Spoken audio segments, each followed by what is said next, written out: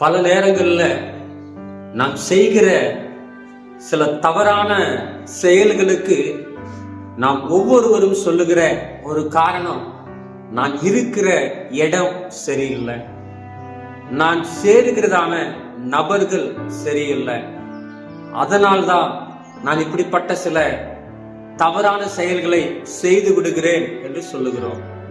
ஆனா வேதாகமத்துல ஆதியாகமம் 6ஆம் அதிகாரத்துல நோவாவை குறித்து ஆண்டவர் சொல்லும் பொழுது, நோவா தன் காலத்தில் இருந்தவர்களுக்குள்ளே நீதிமானும் உத்தமனுமாய் இருந்தார் என்று சொல்லப்படுகிறது.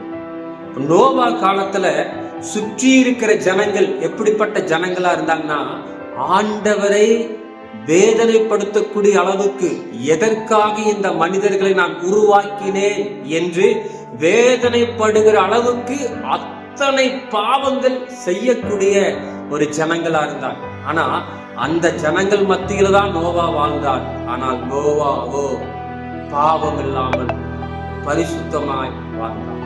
இதை கேட்டுக்கொண்டிருக்கிற அன்பான கடவுளுடைய பிள்ளைகளை, நீங்களும் நானும் செய்கிற பாவங்களுக்கு நம்மை சுற்றி இருக்கிற நபர்களோ சூழ்நிலையோ காரணம் அல்ல, நீங்களும் நானும் தான்.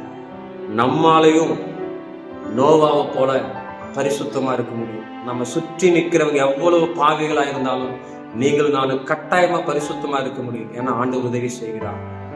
பாருங்க, கடல் நீர் உப்பான ஒரு நீர் தான். ஆனா அந்த கடலுக்குள்ளாய் வாழ்கிற அந்த மீனுக்குள்ளாக அந்த உப்பு தன்மை இல்லை. அது மாதிரிதான் நீங்களும் நானும் இருக்கிற இடம் எப்படிப்பட்ட இடமா இருந்தாலும் நம்ம தூய்மையாய் பரிசுத்தமாய் இருக்க முயற்சி செய்வோம். ஆண்டவர் உங்களுக்கு எனக்கு உதவி செய்வோம். God bless you.